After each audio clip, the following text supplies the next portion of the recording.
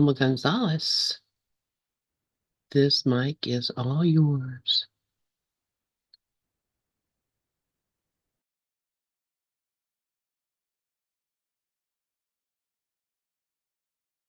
All right.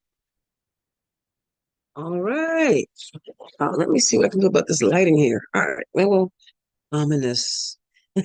Luminous, but ominous. May the fourth be with you. Happy American Independence Day. Um, yeah, yeah. Happy American Independence Day. So I I love listening to whatever is going on before I come in. And one of the last things I heard was, Sharon, you do so much for so many.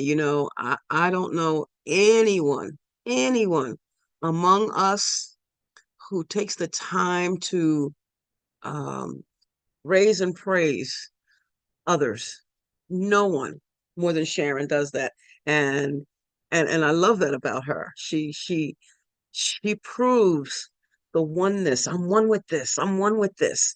This you're one with me. I'm one with you. And let me let you know how much you mean to me. This is what Sharon does. And I love that about her. I absolutely love that about her. All right, I'm going to start with a song while I figure everything else out. Um, let's see. Let's see. I have to find my song again because it's not in front of me. Um, Interestingly enough.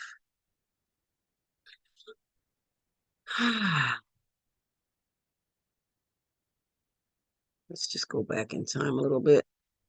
Let's see. The song is titled, the song is by Philip Bailey from Earth, Wind, and Fire. And it's an old, old song um, that,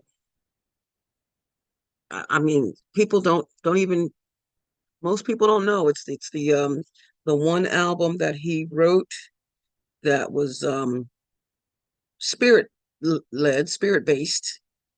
And the song is titled Make Us One. And here it is.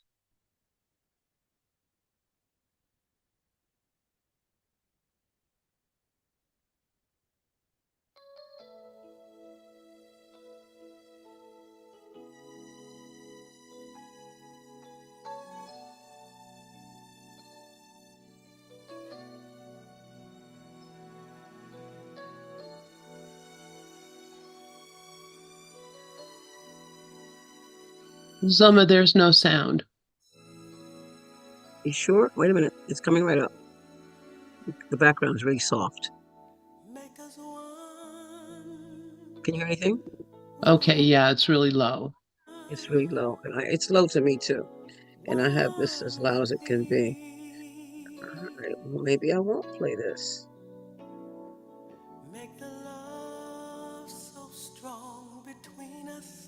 All right, it is low. I'm gonna stop that. So the words, the titles are, I mean, the words to the song are make us one with one another, one with thee. Make the love so strong between us that the world will clearly see that however great the problem, we soon will overcome because we're anchored in the Father and we're walking in the Son. Make us one with one another, one with thee. Help us feel each other's feelings and share each other's needs. Then our lives will bear the witness of Jesus glorified, and the world will know you sent him and he gives eternal life. Make us one. Make us one heart, one mind, one hope. Our hope is in you. And however great the problem, we soon will overcome because we're anchored in the Father and walking in the Son. Make us one heart, one mind, one hope. Our hope is in you. And that's Philip Bailey. Make us one. It's a beautiful song if you want to, hear it. And it's slow, no matter where I played it, it's slow. Thank you, Karen. Good morning. And good morning to Karen and Lynn and Dove and Cindy and whoever's in the Pal Talk room. Glad you're here on this 4th of July day. Uh, I saw fireworks last night. I was driving along. I went to go pick up my baby girl from work. She works into the night. And I went to pick her up and saw fireworks. And that will probably be the extent of the fireworks that I see. 'Cause I'm not, I'm in for the day from, oh, Karen, actually, I know the words by heart.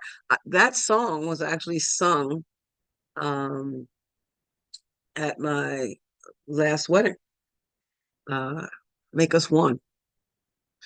And well, it's a beautiful song. The song continues.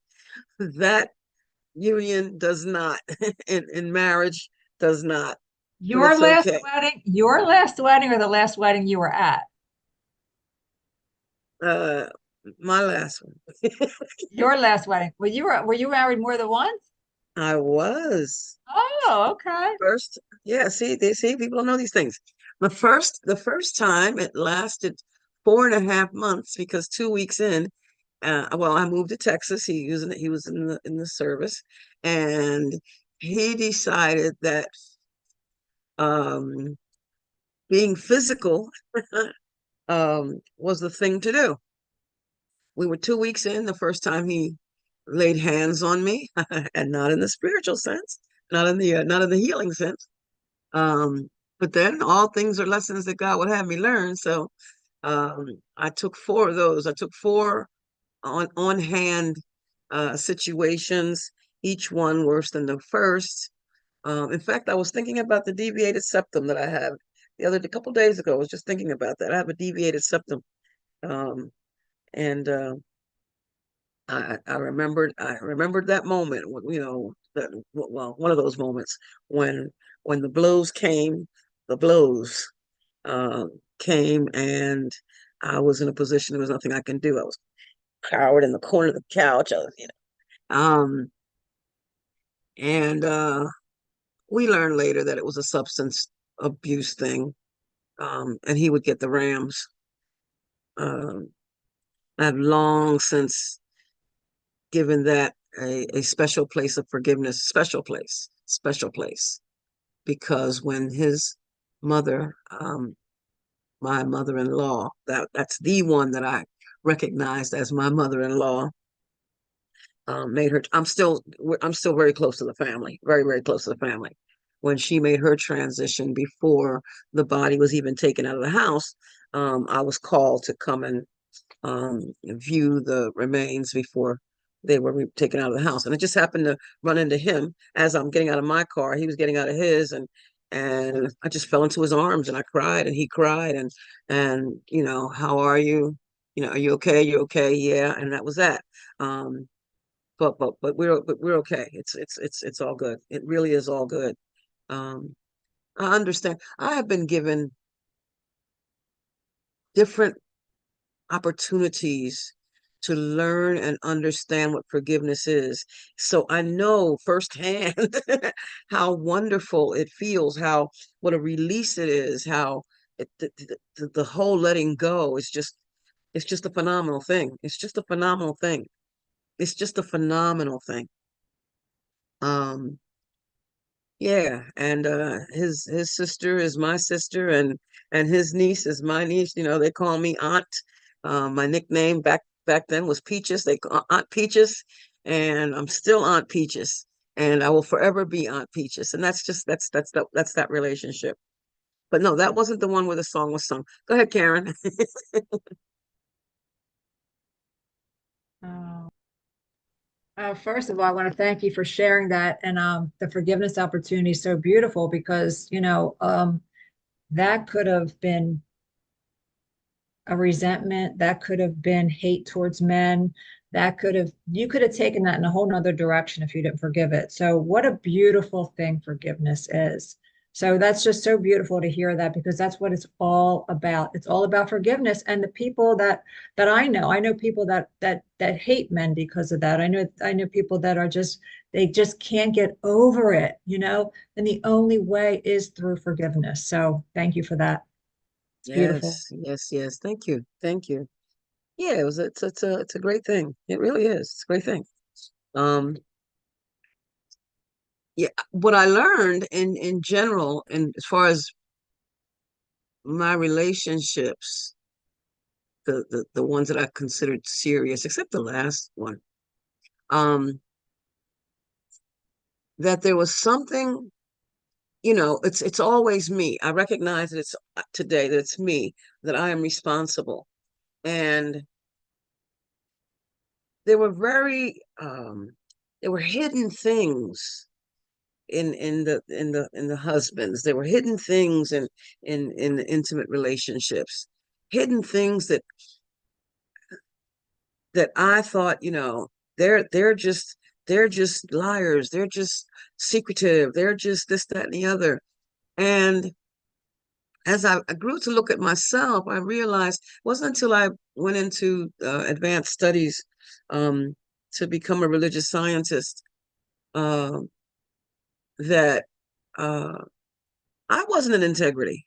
I was not totally in integrity. I mean, absolutely was not totally integrity. I knew I wasn't in integrity, but the word integrity it meant nothing to me back then. Um, I had my secrets. I wasn't, no, I'm not shit. No, you can't know that kind of thing. Um, and I love where the course talks about that, we're not asked, we're not told that we're not going to have these things. We're just told that we're asked to be willing to let go of these things, to not keep them, to release, to turn them over to the Holy Spirit, to turn them over to the higher self, to turn it over so that it can just go and be gone. It's just go and be gone. The song, Release and Let Go. I release is the song.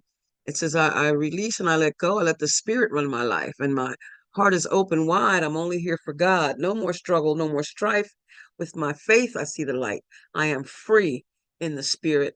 I am only here for God. I am free in the Spirit. I am only here for God. I release and let go. And Karen Drucker, relax, let go, release and surrender. Relax, let go, release and surrender. Maybe I'll play that later. Relax, let go, release and surrender. All is well.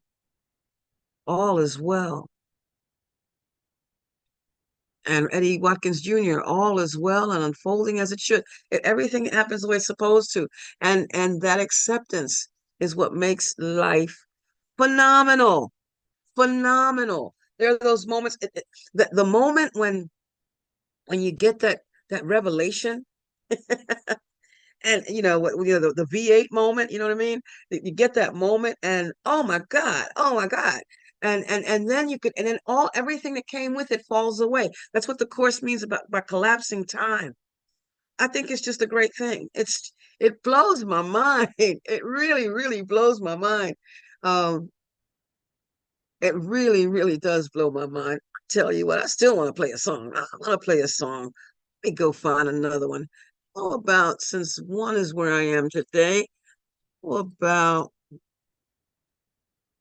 how about um Bob Marley? Let's do that. Let's do One Love. Oh, what's going on here? Let's do One Love with Bob Marley.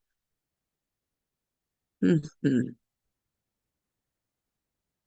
Yeah, let's do that.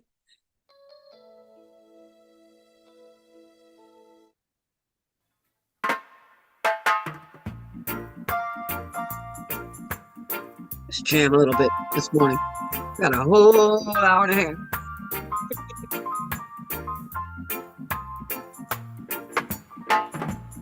One love, one heart. Let's get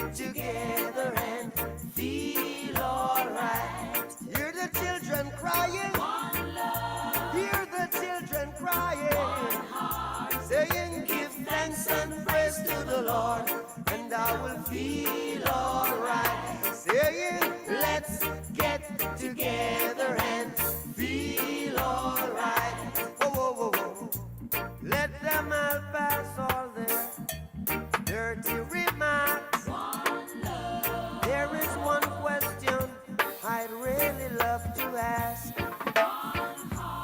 Is there a place for the hopeless sinners who has hurt all mankind? Just a Savior's own belief.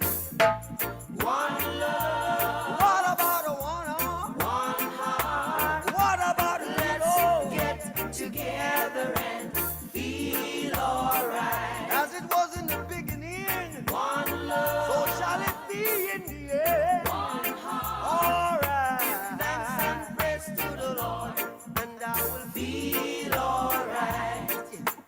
Let's get together and feel alright. One more thing. Let's get together to fight this holy Armageddon. So when the man comes, there will be no doom. Have pity on those whose chances grow thin. There ain't no hiding place from the Father of creation. Saying, one love. What about the one? What about the let's get together and feel alright? I'm fleeing to mankind. One heart. Give thanks and praise to the Lord, and I will feel alright. Let's get together and feel alright. Give thanks and praise to the Lord, and I will feel alright. Yeah. One love, one heart. Let's get together and feel all right. One love, one heart. Let's praise the Lord and I will feel all right. Yeah. Yeah. Well, all right. Our theme today is oneness. Oneness.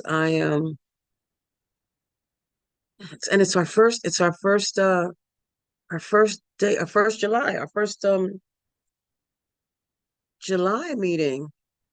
And yeah, we're in a new month. Oh my gosh, we're in a new month. Let's share the screen. How about that? How about we share the screen and let's make this screen 2.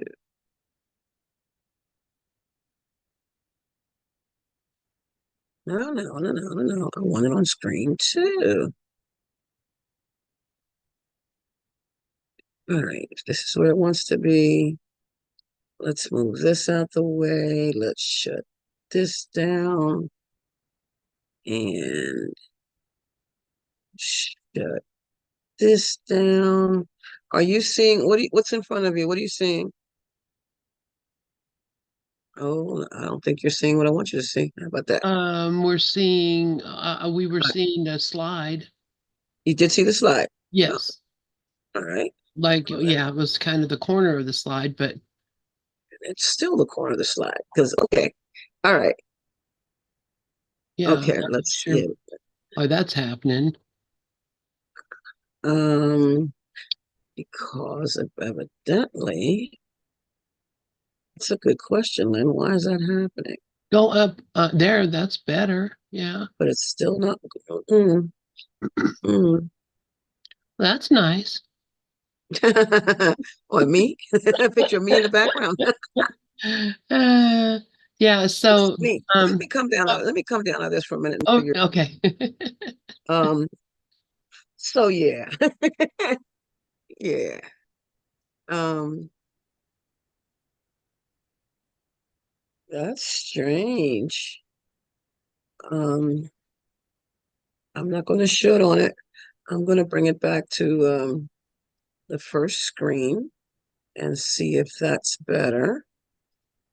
That's better. Now, tell me what you see.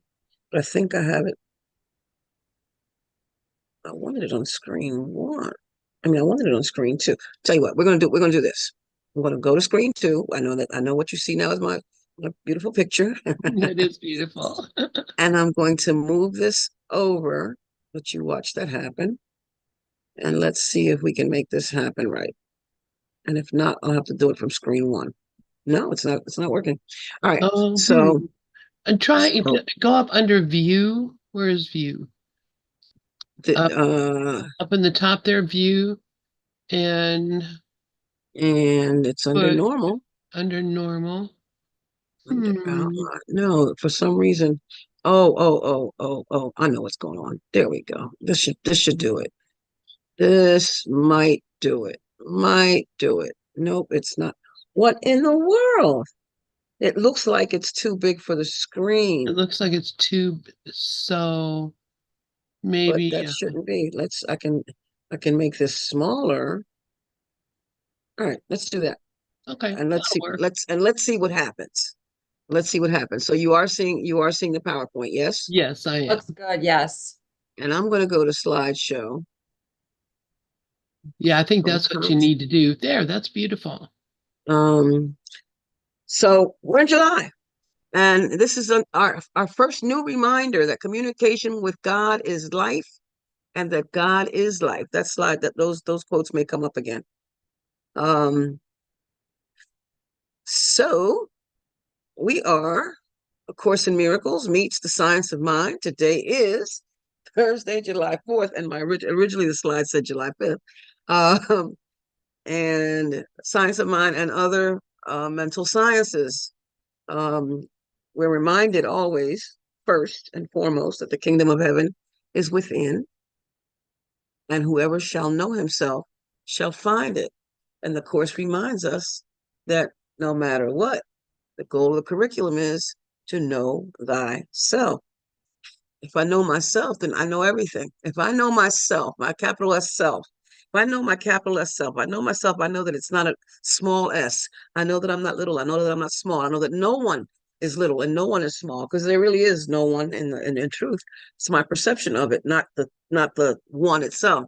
Um, Knowing myself recognizes my oneness with all of life, with all of creation, with God, with all that there is, recognizing that there is no separation. That's what knowing myself means. We are reminded to mind our mind. Mind your mind. Mind your own business. Mind your mind. To learn how to think, Dr. Ernest Holmes teaches, is to learn how to live.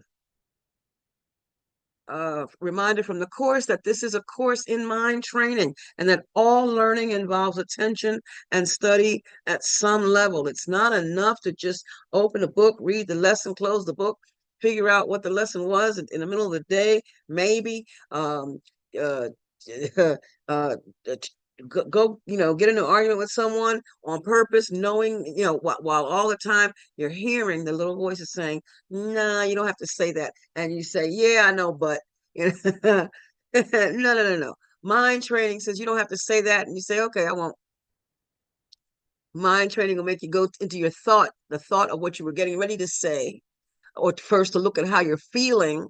That would make you want to say that in the first place, because behavior comes from what we think, and then to go look at that thought. And the more we do this practice, the more we do this, the easier it becomes, the more of a healed healer that we become, the more intentionally loving we become, the more eager to make someone smile for the sake of our own smile we become. And that's what happens. Well, here's your toy, not mine. Yeah, Course in Mind training. All learning involves attention, attention, and attention. Engaging, guarding your thoughts, paying attention. That's the only thing we have to pay, is attention, and study at some level. An untrained mind can accomplish nothing. And willy-nilly, here we go. In fact, I'm reading a book now called Atomic Habits, because I realized, well, no, I've known for a long time, that basically I don't have any real routines. I don't have any systems in place. That's the way the book basically talks about putting systems in place. to, ABC, and, follow this. There's a passage in the Bible that says, happy are you who does what I do. Do this and you'll be happy, but I don't have a lot of routines. I mean, yeah, I get up, I brush my teeth, the basic stuff, take a shower, the basic stuff. But I'll go in the kitchen and know that I, should quote quote take my meds, but I'll grab the water, I'll drink some water, and we'll have drunk, we'll finish the water and then realize, oh, I didn't take my meds. Like there's no, I need to write it down. I don't know. An untrained mind can accomplish, and there's some areas where my mind isn't trained, and I'm working on that. I'm actually working on that. Once I learned about ADHD, and I have yet to be formally diagnosed. But once I learned about it and started reading about it, I'm like, oh my God, here it is. This explains everything. This explains everything. I gave myself grace. I gave myself grace. I'm that person who's always looking for the keys and, set something down as fast as I set it down, turn around and don't know what I did with it because I have a disconnect, or I perceive myself as having a disconnect between what I'm thinking and what I'm doing. But the fact is, as I said earlier, that what one does, what I do, comes from what I think. So I need to make that connection, think and do and think, make that connection. Because I'm telling you, I set something down and that fast, it's gone just that fast. What in the world? How did I do this? And then I start, beating myself up and calling myself, just being down on myself. I am learning to give myself more grace, and I am slowly putting the systems in place, slowly.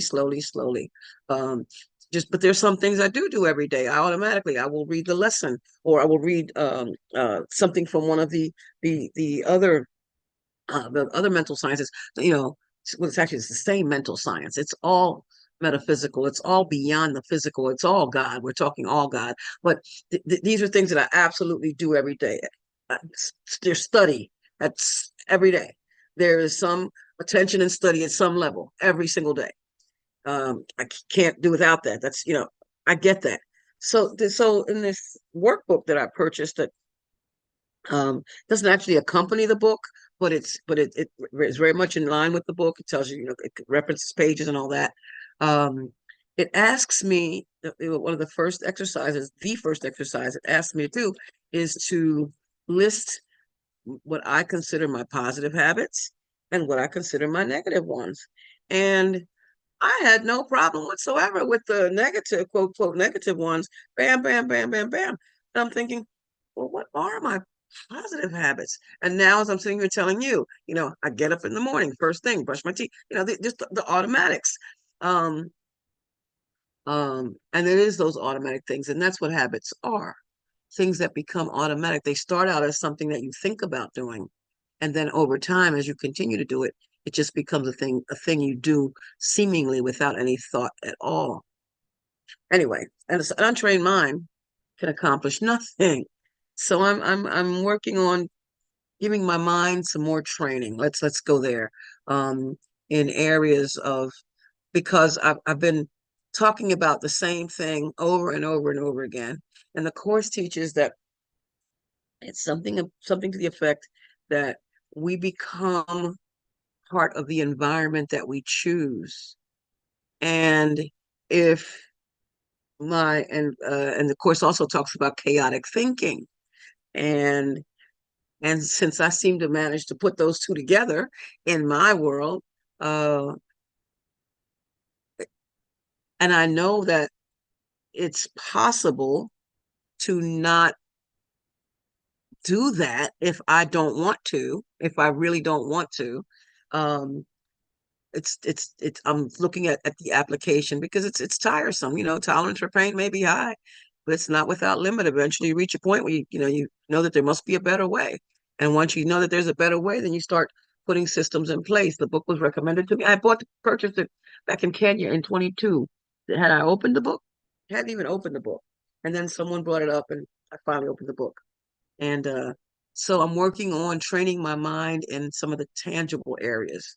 And some simple things I know. I know them in my head, but they hadn't translated to my heart. I'm working on that now. Anyhow, an untrained mind can accomplish nothing. And Ernest Holmes reminds us then that thoughts and things are but two ends of the same proposition. Since it is impossible to stop thinking, we cannot stop creating. Our choice is always whether we shall create constructively or make things destructively. And all thinking produces form at some level, and the mental pattern must always precede the material form. So I'm going into oneness today. I want to talk about oneness. Oneness, oneness, oneness. And we'll start with the first quote from the Course. Seek ye first the kingdom of heaven, which is where it's actually a quote from the Bible. I really intended to put that there first. In the Bible, it's written, seek ye first the kingdom of heaven, and all these things will be added unto you. All these things will be added unto you. And we're reminded to love the Lord our God with all our heart, soul, strength, soul, and mind, and to love our neighbor as ourselves. Not love myself as I love my neighbor. To love my neighbor as myself, it has to start from within. It can only start from within, because in truth, there is no quote, quote, neighbor. There's nothing outside of me. It's what I think about that out there. But seek ye first the kingdom of heaven, because that is where the laws of God operate truly. And they can operate only truly because they are the laws of truth. But seek this only, because you can find nothing else. There is nothing else. God is all in a very literal sense. God is all in a very literal sense. All being is in him who is all being. You are therefore in him, since your being is his. And that particular sentence, God is all in a very literal sense, brings to me that aspects of reality can be seen in everything and everywhere and everyone. Aspects of reality can be seen in everything and everywhere. That's from the Course. Of course.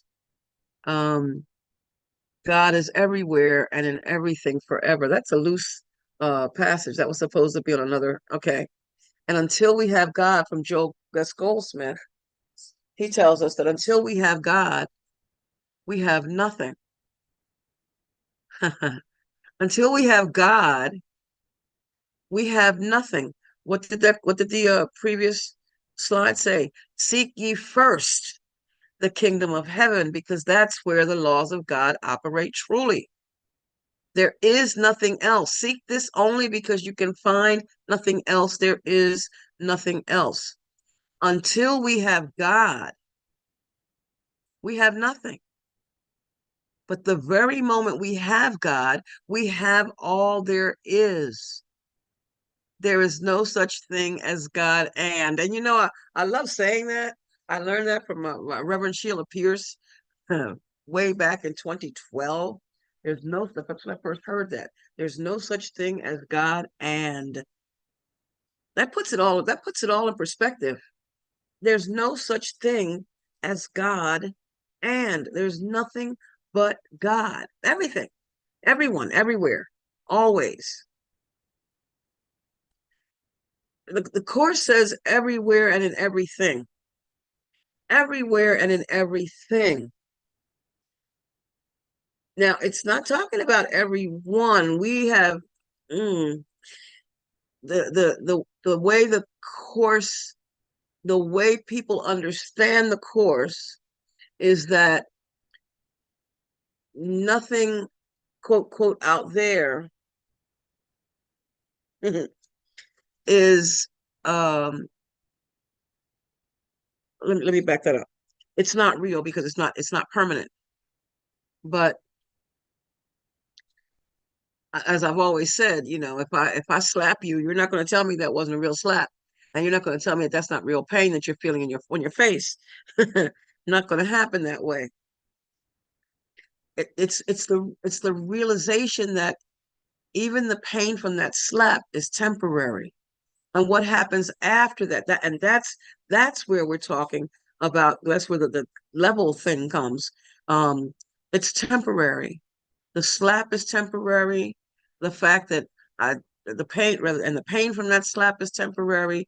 And what happens after that is what determines how much becomes illusion. What does become literally unreal. If you hold on to the fact that I slapped you, I mean, I may apologize. I may, whatever, I may not apologize. You may decide not to speak to me anymore. And that would, to me, would be understandable. But if you hold on to the fact, you keep basically slapping yourself every day and blaming me for it, holding on to that, what happened yesterday or a week ago, a month ago, a year ago, 5 years ago, 20 years ago. As long as I hold on to that mindset, I will continue to live in a place that's no longer real. That's not real. Everywhere has to be somewhere. And if it's not somewhere, then it's nowhere. And the past is nowhere. Thoughts of anything prior to this moment is nowhere. So God is everywhere and in everything forever. And the workbook lesson says God is everywhere I see, because God is in my mind. God is in everything I see. God is in everything I see. The lesson doesn't say God is in everyone I see, although that applies. It says God is in everything I see, because God is in my mind. It all begins with me. Let there be peace, and let it begin with me. Let there be truth, and let it begin with me. Let there be love, and let it begin with me. God is in everything I see. God is everywhere I look. God is everywhere, because God is in my mind. I am everywhere I'm reminded in Review 1. My peace is everywhere that I am. The Course teaches, I do not want to share my mind with, no, I'm sorry. I do want to share my mind with you, because we are a one mind, capital M mind, and that capital M mind is ours. That same capital M mind is the same capital M mind from Science of Mind. That's a capital M mind. It's the science of mind and spirit. It's the science and science just means I can prove it. You can prove it. We can demonstrate it. We know it's possible. I was telling us a forgiveness story earlier. I know it's possible. It's been proven, demonstrated over and over again. The people, situations in my life that I have released that they don't feel like anything. It's like watching the rerun of the movie for and have seen it so long that it doesn't even faze you anymore. That's how it is.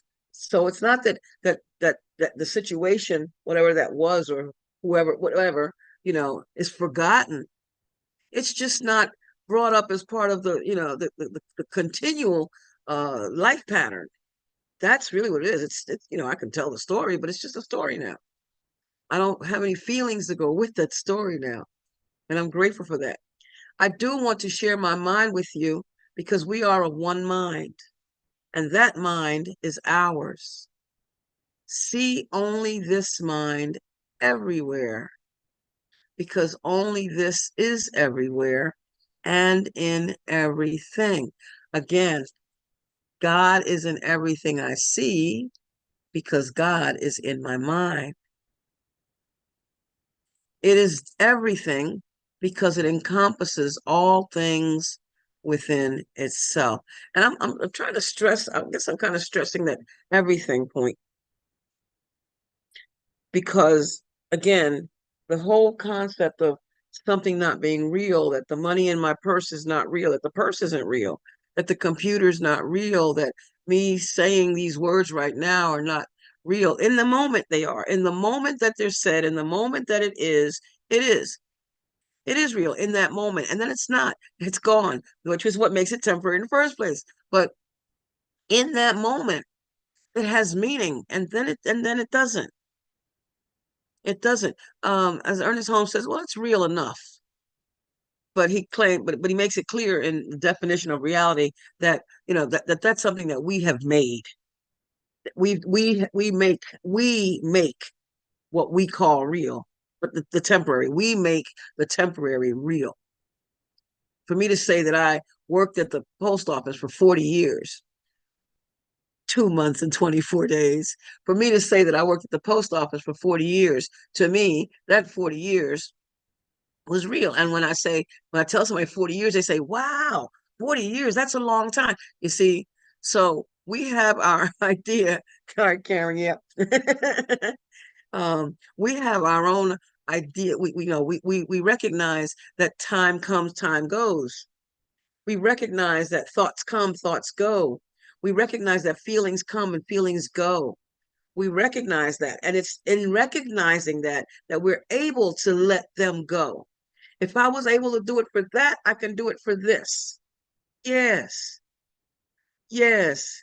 We are of one mind, and that mind is ours. See only this mind everywhere, because only this is everywhere and in everything. It is everything because it encompasses all things within itself. God is all there is. Simple as that. God is all there is. And it includes what we consider the temporary, but behind all that, as Ernest Holmes would say, back of all that is that divine spirit. It's referred to as spirit and form, and the Course teaches that all thought produces form at some level. But where do we get the ability to think? Where did we get the ability to think? I didn't do that.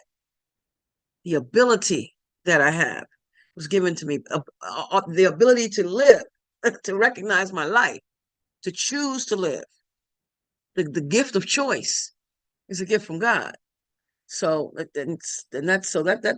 for me needs looking at, to not minimize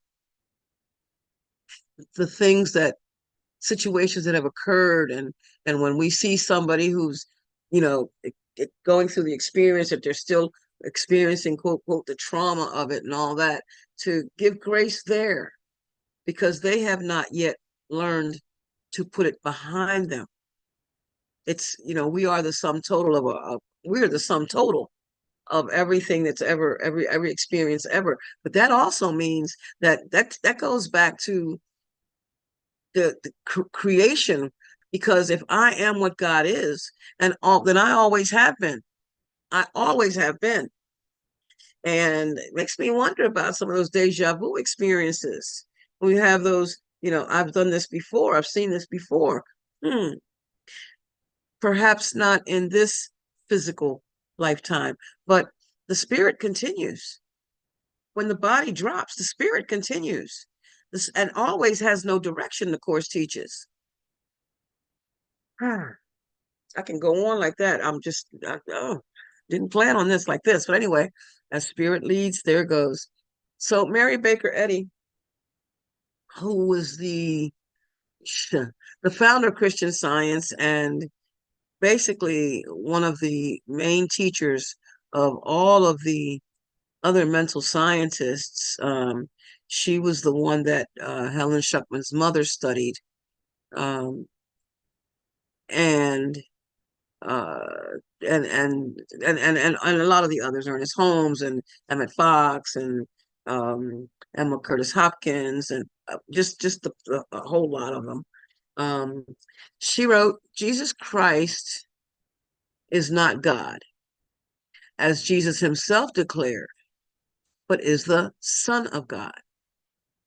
This declaration of Jesus, understood, conflicts not at all with another of his sayings, I and my Father are one.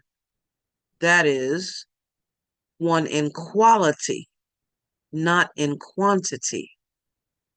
As a drop of water is one with the ocean, a ray of light, one with the sun, even so, God and man, Father and Son, are one in being. The scripture reads, for in him we live and move and have our being. And the course from workbook lesson 163, our Father, bless our eyes today. We are your messengers, and we would look upon the glorious reflection of your love, which shines in everything. The glorious reflection of your love shines in everything. We live and move in you alone. We are not separate from your eternal life. That's the constant reminder. I am not separate from anyone. I am not separate from anything. I am not separate from any place ever. I'm not separate, but I am not attached to it. Connected, but not attached. That's key. Michael Singer, in his book, The Untethered Soul, The Journey Beyond Yourself, wrote, in the mystical Gospel of John, Christ says that they all may be one, as thou, Father, art in me, and I in thee, that they also may be one in us, I in them, and thou in me, that they may be made perfect in one. Excuse me. And that's from John chapter 17, verses 21 to 23. And he continues, Michael Singer continues, this is how you know something about God. You become one with him. Ultimately, the only way to know about God is by letting your being merge into the being, capital T, capital B, the being. And really, that's actually just the realization of it, because we're not separate. This is not saying that because it's saying to know God is by letting yourself be, let your being merge into the being. It's the same as the course teaching about the habit of engaging to recognize that God is, and because God is, I am. That recognition alone changes everything.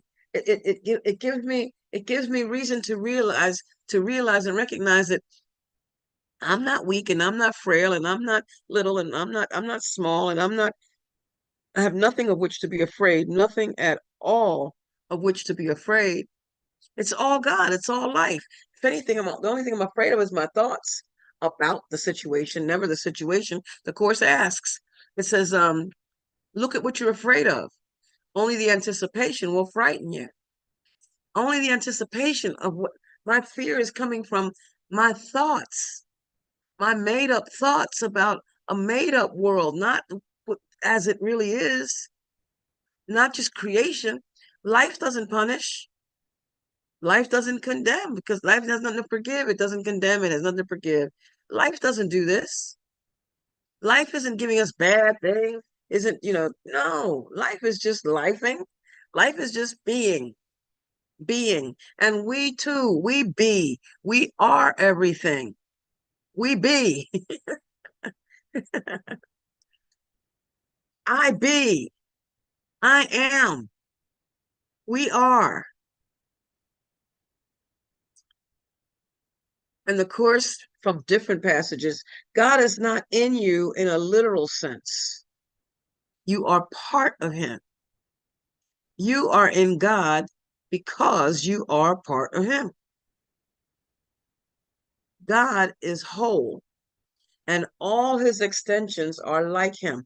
We are like God, I'm saying. We are like God because we are part of God. It's like, this piece of the sweet potato pie doesn't call itself different from the other piece of the sweet potato pie. It's just individualized. It's the same sweet potato pie. Now that that's come to mind, I think I want to go buy one. You are in God because you're a part of him. God is whole, and all his extensions are like him. The rays of the sun They're not separate from the sun. The rays of the sun. Wow. Not separate at all.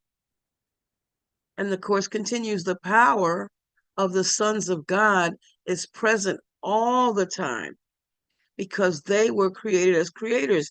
I was created as a creator. You created as a creator, not small, not weak, not feeble, not something that has no self-control, quote, quote, self-control, not something that, I let the devil make me do it. I just went off and just shot off at the mouth because I perceived that I had to be right. I don't have to be, I can't be right. I can't, not in this body. There's no way in this body that I can say that I have never made a mistake, that I have never, been incorrect in my judgment, that my judgment has ever been correct, period. There's no way I could say that. And it's written in somewhere that in any communication between people, there's a 50% chance that you're incorrect. There's a 50% chance that I didn't say what I meant to say. There's a 50% chance that you didn't understand it the way I intended it. There's a 50% chance that one or both of us is going to be incorrect. Why? Because we are in this body, and in this body, we have limitations. But in truth, I am not limited. I am unlimited when I realize that even if I didn't say it the way I meant to say it, or you misunderstood the way I said it, and we end up having words that we're still one, that we're still one in one another, that we are still in the image and likeness of God, that we are still not a body. And there is where the healing continues and continues and continues. And the Course says, it's not about, wanting to see that you're not a body. It's just a seeing that you're sinless. There is no sin. Nope, nope, nope. Someone made a mistake, it's for correction and nothing more. That's it. And if you made a mistake and you choose not to correct it, that's on you, because you're responsible for what you do. But I get to look at it from a different perspective. I don't have to, the Course teaches if I'm seeing error in you, that sentence starts with is I'm seeing the error in you. I'm not seeing you. I'm seeing the thoughts in my mind. And in my mind, you're wrong. And in my mind, you're right. I mean, I'm right. But in my mind, then I'm the villain, the victim here, and you're the villain.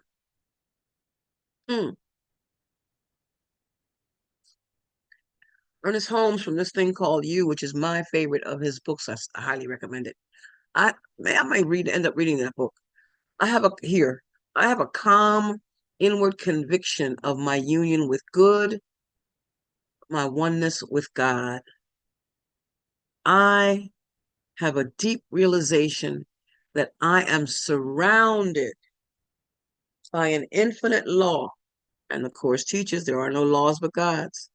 By an infinite law, which receives the impress of my thoughts and acts creatively upon it. Receives the impress of my thought and acts creatively upon it. Not to do with the oneness, but in the Course in chapter 21, it says projection makes perception, and that to seek not to change the world, to seek to change my mind about the world, because it is what I am projecting and nothing more. The world I see is what I made it. So this infinite law receives the impress of my thought and acts creatively upon it. All thinking produces form at some level. All thinking, the Course teaches, produces form at some level. So the law receives the impress of my thoughts and acts creatively upon it. I am one with that. I am one with all of that. I am one with all of it. Nothing made by a child of God, the Course teaches, is without power. Nothing. Nothing. we think, oh, that thought. In fact, one of the lessons tells us that my thoughts don't mean anything, but it doesn't say that my thoughts have no power, because the course also teaches that we have no neutral thoughts. There are no neutral thoughts. All thoughts affect something in some way, because all thoughts produce form in some level, at some level. So it's not that they may not have any meaning, but doesn't mean it doesn't have an effect. Because if I'm living in the world of effects, if I'm believing in the effects, then it has to have an effect. The thought is an effect. I am cause. My thought is not me. I am cause. I'm the one doing the thinking. I'm the thinker behind the thought. God's oneness, from the course, God's oneness and ours are not separate, because his oneness encompasses ours. The reminder that God is in your memory. So God is always there. God is always there. God is always there. To think that we can be separate and apart from God is the problem. That was the original problem, that sense of separation, that sense which gave us a sense of lack. If I feel separate from God, if I believe that I'm separate from God, I must be missing something. I can't help but believe I'm missing something. And the reason why I think I'm missing something is because I'm perceiving myself outside of what God is. But as we've already read, that we live and move in God, we have our being in God, that everything is one, that I am connected, united with the one.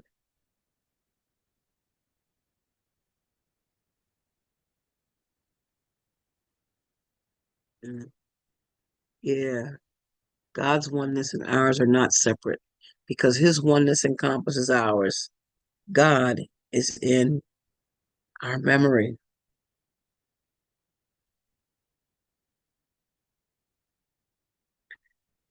Eckhart Tolle, from The Power of Now, A Guide for Spiritual Enlightenment, he writes, your natural being of felt oneness with, your natural state of felt oneness with being, talk about feeling that oneness with being, is a state of connectedness with something immeasurable and indestructible. The first declaration, but the first belief declaration of Ernest Holmes is, I believe in God, the living spirit almighty, one indestructible, absolute, and self-existent cause. This one manifests itself in and through all of creation, but is not absorbed by its creation. In and all, through all of creation, all of it. Your natural state of felt oneness with being is a state of connectedness with something immeasurable and indestructible, something that almost paradoxically is essentially you. Reread. Your natural state of being, I can't read. Pause. Pause. I'm going to pause. And I'm going to try this again.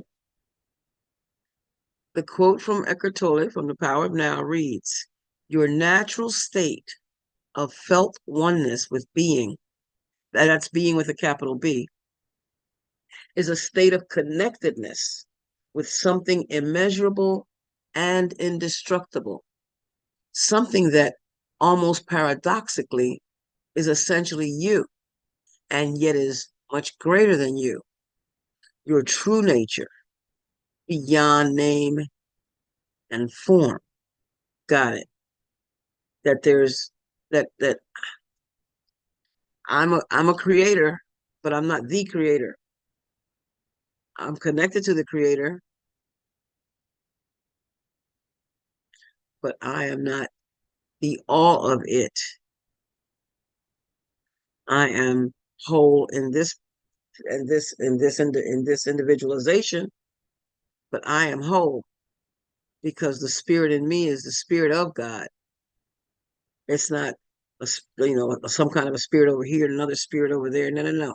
There's only one spirit, and that's the spirit of God. And that's the spirit that sustains me. I am sustained by that spirit. I am sustained by that love. I am sustained by that truth. I am one with all there is, and that's God.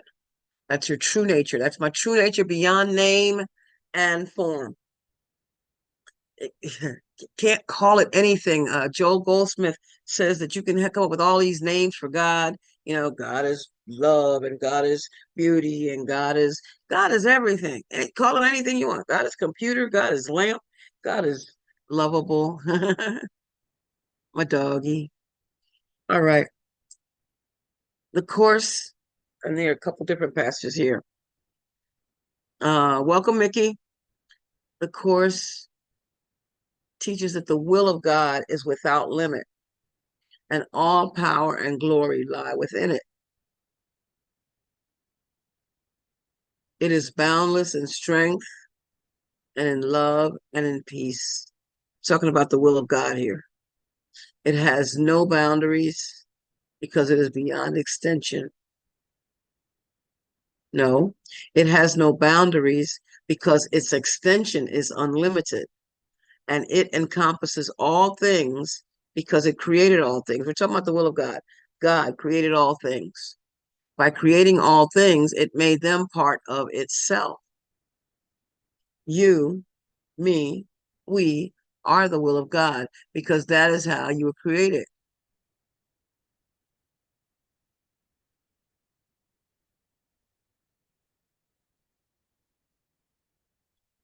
I had to pause again.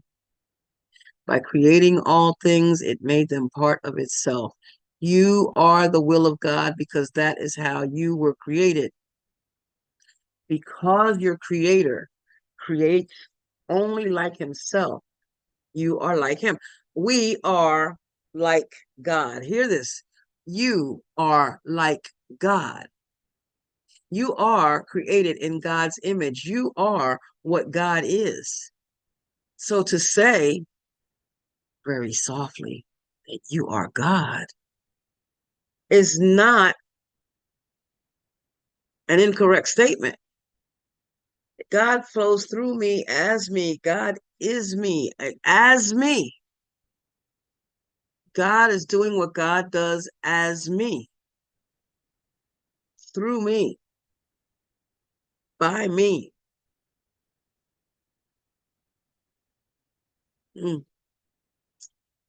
You are part of him who is all power and glory, and are therefore as unlimited as he is. There is nothing my holiness cannot do. Nothing my wholeness cannot do. I am holy. I am whole. As a child of God, as a son of God, as a daughter of God, as a creation of God, as an individualized expression of God. There is nothing my holiness cannot do. You are part of him who is all power and glory, and are therefore as unlimited as he is. The love of God. The love of God is in everything he created. Everything. Everything. For his son is everywhere. Everywhere. We are everywhere. There is no spot where God is not. There is no spot where God is not. We're talking about oneness. And I can't emphasize it enough. I am one with all there is. When I'm feeling something, what I'm feeling is the oneness. When I think that, what do they say? Well, you go into a room and you feel a vibe. That's you. That's you. And someone else may have another vibe, but in the oneness, I guess I could feel their vibe. I guess I can in the oneness. But that oneness is not about the physical feelings. It's about spirit. It's about the eternal. It's about the intangible. It is about God. Yeah. Ruth L. Miller from Unveiling Your Hidden Power, Emma Curtis Hopkins, Metaphysics for the 21st Century.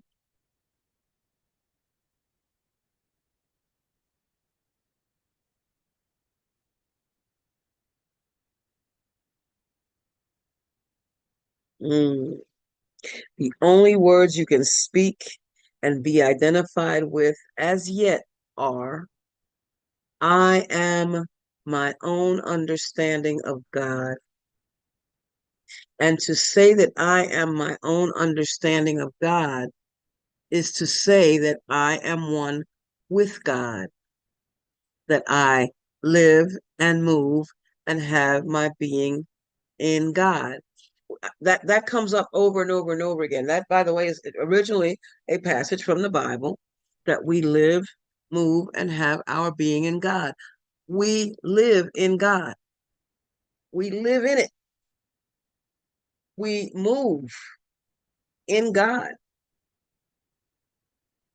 We have our being. We are. We have our being in God. That sums it up for me. It has to all be God. All be God. I mean, we could talk about the earth and the world and all that and how that's not real and but yeah, I got that. But I am sitting on this sofa, and we could talk about the sofa not being real. We could say I made the sofa up, or that it was, or that I purchased it.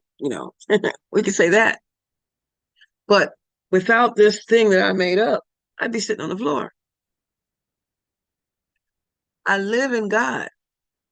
I move in God. I have my being in God. Everything is God. Everyone is God. Everything. Everything.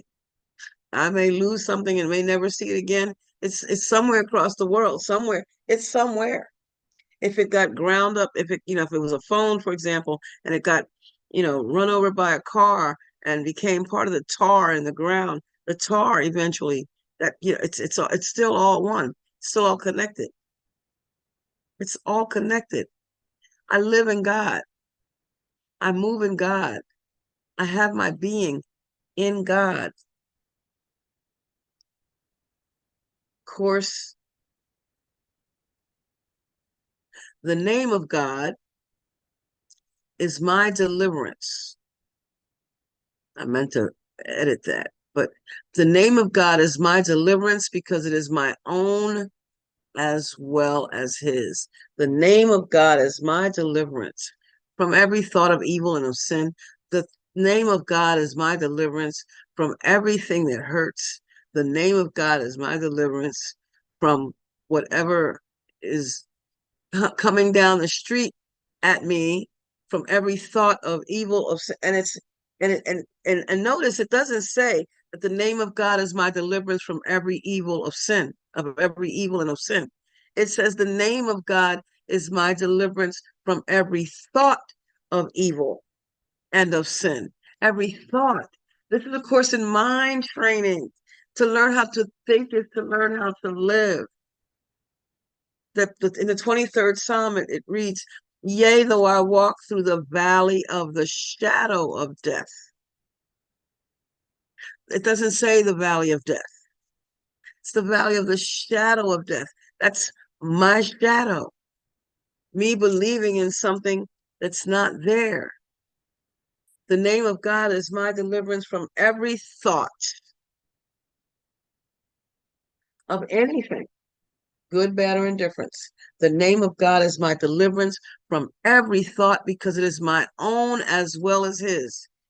It's already made clear. I am one with God. We've made that clear over and over and over. I am one with God. I am one with God. I am one with God. You are one with God. I need to recognize that you are one with God, that I'm not the only one that's holy, that I'm not the only one that's spirit, that I'm not the only one that sometimes, gets it right. I'm not the only one. I had woo, I had a moment with someone a few days ago. Um and Karen, um had some passionate words with someone a few days ago, and of course I received an email that I waited for. I knew it was coming, and in the email, um, I was a kid. Karen, remind me to share this with you when we get a chance. Um, the whole thing. Um, it said something about me, my need to be right, and be right was in quotation marks. Um, that I that that that that I, that the ego pricked me, and I let my ego get pricked, and all that, and I have to be all right with the fact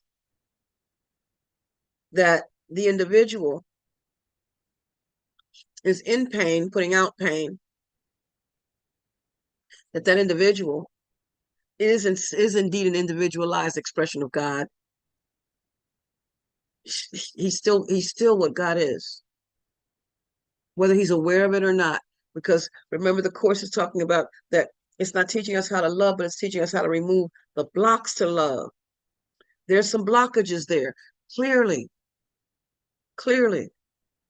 And it's not my place as a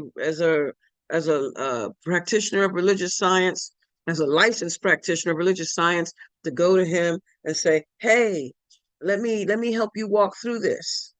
No, but it's not my place to say that he's wrong. It's not my place to say that, to start adding all kinds of names and attachments to that, because that's my thoughts. It's not him I'm talking about. It's my thoughts about him. It's not. It is what it is. The name of God is my deliverance from every thought of evil and of sin. My thoughts of evil and of sin, because it is my own as well as his. Know then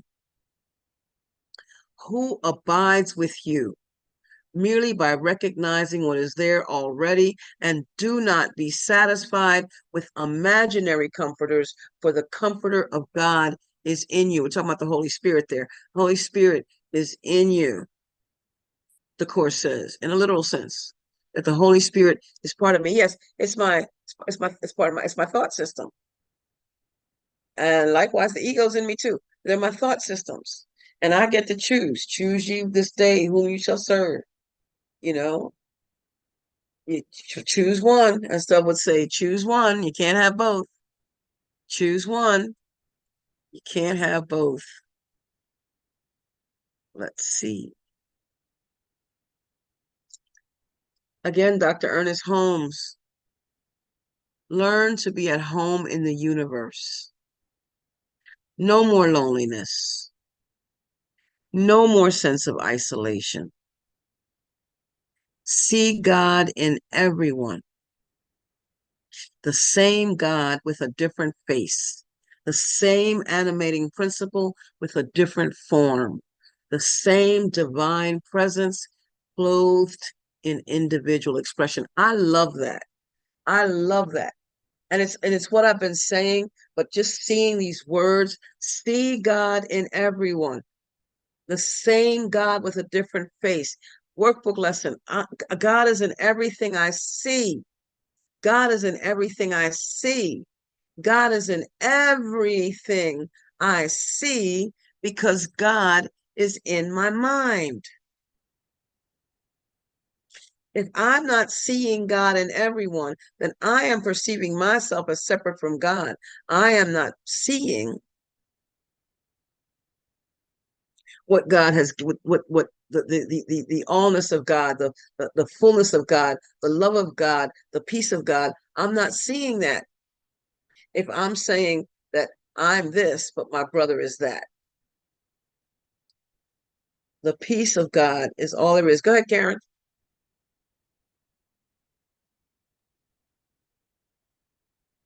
Yeah, what really helps me in situations like that is exactly what you're saying, but I replace the word with love. It's either love or a call for love. There's nothing else. There's love. There's only love. So it's calling for love. And that's been really helpful for me in situations like that because the ego can be suspicious at best and vicious at worst. And my ego still likes to speak first and loudest, but it doesn't mean I have to react. So stepping back, letting him lead the way, letting all things be exactly as they are, and knowing the truth, which is it's a call for love. So thanks. Yes. Thanks for sharing that. Thank you. Thank you. And that's important because recognizing that it is a call for love is how I remember that's my brother. That I remember that he too is God in form.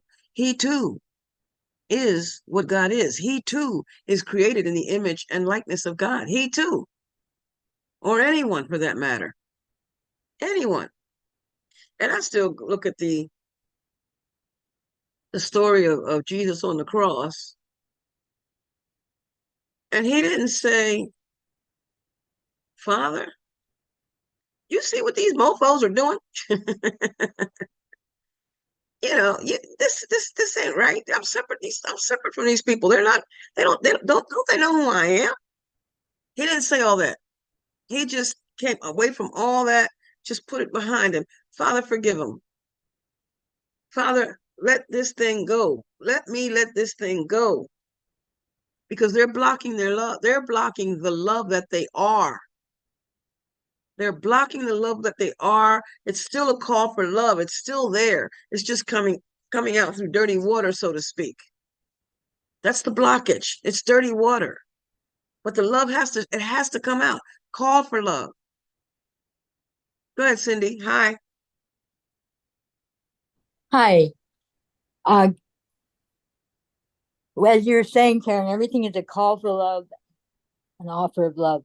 And it just brought to mind when you said all that was when I first read, I guess he was explaining that, the call for love and the offer of love. But the way he put it was something like, and anger is just really a call for love. And would you not give the love that your brother is asking you for? That went straight to my heart. I'll never forget that. That was one of the first real eye-opening, heartfelt words that I really have hung on to since I started the course. Anyway, I just wanted to throw that in. Thank you. And thank you, Zulma. You just are so excellent of a teacher. I so much appreciate you. Really. Thank you. Appreciate you saying that. I appreciate you saying that. Thank you, Cindy. I I've said to Karen that I usually don't listen, but to these after I do them. But sometimes I have to because I realize now because things are coming. I didn't plan these things that are coming in between, and that's the spirit. That's the spirit. It's I'm letting myself get out of the way and just letting it flow. I remember when I first started coming here, Dove said, "You just gotta trust. Just trust." I used to read everything. I'm talking 2007. He says, I just had to trust and trust, and that's exactly what's happened. It's just getting out the way and letting the spirit do what it does. Thank you for that, Cindy. I appreciate that. I'm just a vessel. Go ahead, Lynn. Yeah, I was thinking something that has been occurring to me lately, and I'm finding to be very, very helpful, extremely helpful, is if I think that someone is thinking it's something about me, or has a grievance against me, or is wanting to attack me in some way or the other, I just turn it around and say, what grievance do I have against them? How do I want to attack them?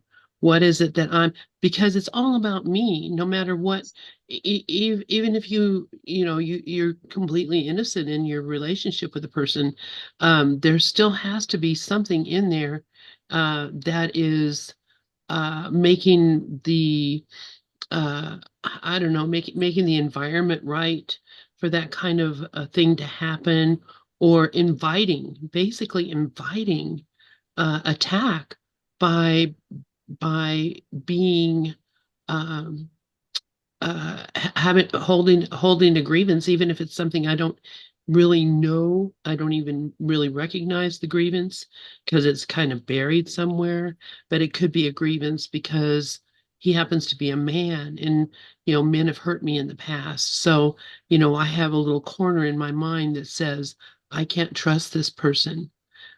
Whatever it is, it doesn't matter. Whatever it is, if I'm seeing it out there, it has to be coming from within. So I have to look at myself and say, where am I doing this? And be really specific and really honest and look at where I'm doing this. Because, if I'm going to attack all men, or be wary of all men because of something one man did, then I'm going to uh, cut myself off from being able to actually communicate and be with this other person in a whole and holy way. So, that's just my thought. I don't even look at what's wrong with you. I'm turning it inside and looking what's wrong with me. Thank you. And that's an excellent point, Lynn, because you started out by saying, if I think that, I'm think what they're thinking, that I'm doing the thinking. It's still me.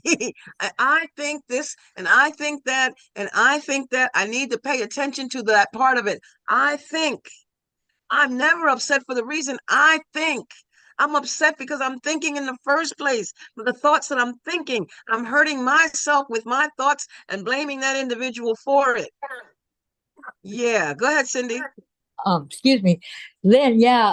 Or I think sometimes it could just be the circumstance has called you for a lesson of forgiveness. Sometimes, not all the time, but it doesn't always have to be something that a person has done or is has a similar characteristic or behavior. It could just be presented as this is for me to forgive, because I've had those occasions. And I I had to ask, like, what because I was really, anyway, treated very unfairly, and I had to ask, what is this about? And the way I got through this, because this was a roommate of mine, and it was just really becoming intolerable. She's really out to get me, and I just said, I have to see her as my teacher. She's teaching me she's showing me my weakest, most vulnerable illusions of myself that I need to look at and correct. And so sometimes I'm grateful for those nasty encounters with people that really really get to me, because if I have an open mind and I'm willing to learn from them, it shows me what my characteristics, what need to be corrected anyway. So that's all I want to say. Thank you. I would be a little, I wouldn't necessarily, okay, I wouldn't say it that way, Cindy. Because first of all, you can't tell me how to be me. And you may be the one pointing an error out in me, but that thought is coming from you. So although I play a role, I have to look at what role I play in this. I am responsible for what role I play in it. But your perception of me may not be, it's something for me to listen to, but it may not be something. As an example, quickly, in the email I received, I was told that I let myself miss an opportunity for the Holy Spirit to blah blah blah blah blah. And my response was, no, that I lost the opportunity. I lost nothing. I gained because it gave me an opportunity to look at this differently. It gave me an opportunity to learn more about the dynamic of all of this. So no, go ahead, Karen.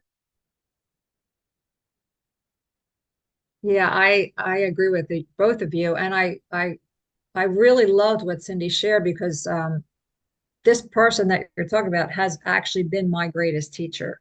He has actually been my greatest teacher because I had so many forgiveness opportunities with this person over the past few years, and I am just grateful. I mean, it didn't start out that way. It started out really terrible and very vicious, and it turned into something really beautiful where I can see beyond. I can see beyond a lot of that stuff, and I do see the call for love. So I have to. I believe everyone is my teacher. Everyone is teaching me, and I just always do love what Dove says. Be grateful for your triggers. They're showing you your mistaken beliefs.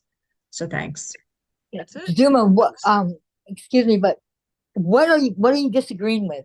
I kind of got lost in what. I'm sorry, say that again. So what are you disagreeing with when you said, "Oh, I don't see it that way," or I'm not That sure. yeah, that I can't tell you what's wrong with you. And Right. then I look and then I say, oh well, I have to correct that. No. It's not your place to tell me what's wrong with me. Now I'm not. I may be Have I done mistaken. that? I mean, I'm really confused right now because have I done that? Have I corrected you? No. I'm saying you were saying that someone would say to you and said something to you, and you felt, based that they said something to you, and you felt like you had to correct something based on what they said. No, you don't, because Oh, okay.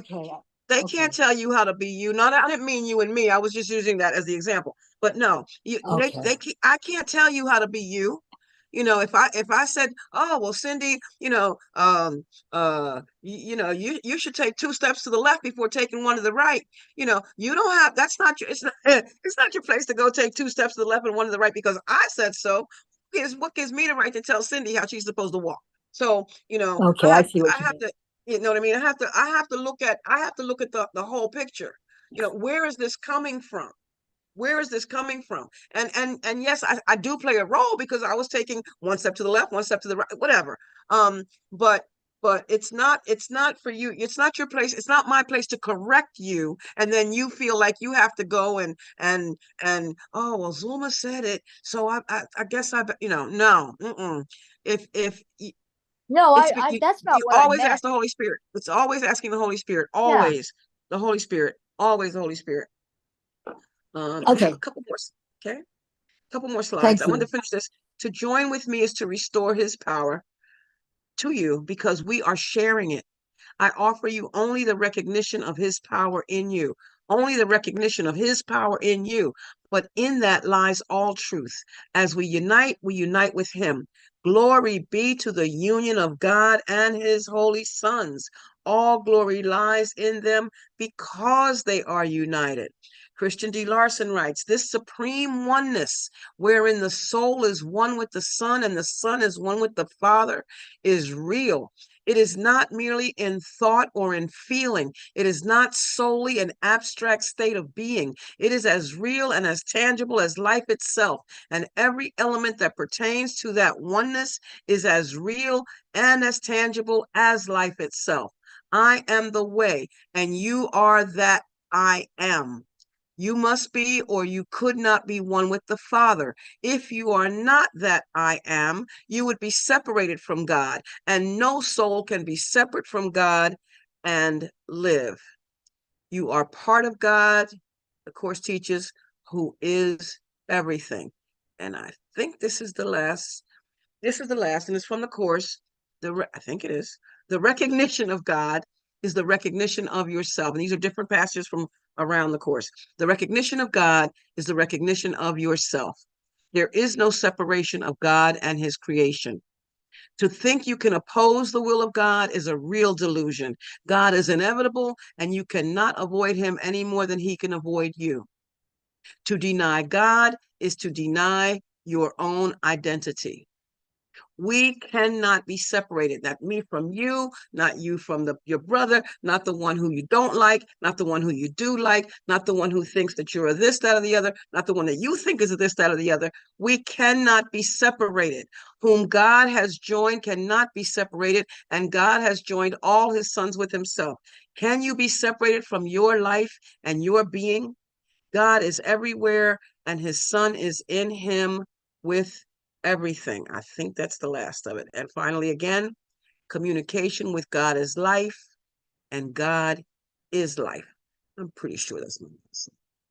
And with that, then, just that was just a reminder that we are one, one, one, one, one, one, one. Grateful for the unity, grateful for knowing the truth that God is what I am, that I am in God, that I am of God, that God moves through me as me. I know this to be the truth for myself, as I know this to be the truth for everyone listening, everyone not listening, everyone everywhere, for we are all one in God. Knowing this to be the truth, I'm grateful for it. I release this, I let it go. And with that, I say, and so it is. And I turn the mic over to you, Lynn. Thank you. Thank you so much, Zulma. And Cindy, do you still have your hand up or did you want to say something? Okay, I think it was, yeah, okay. All right. So thank you so much, Zulma. Thank you everyone for being here. What a wonderful, wonderful, wonderful session. Happy Independence Day. And I'm going to close out this YouTube.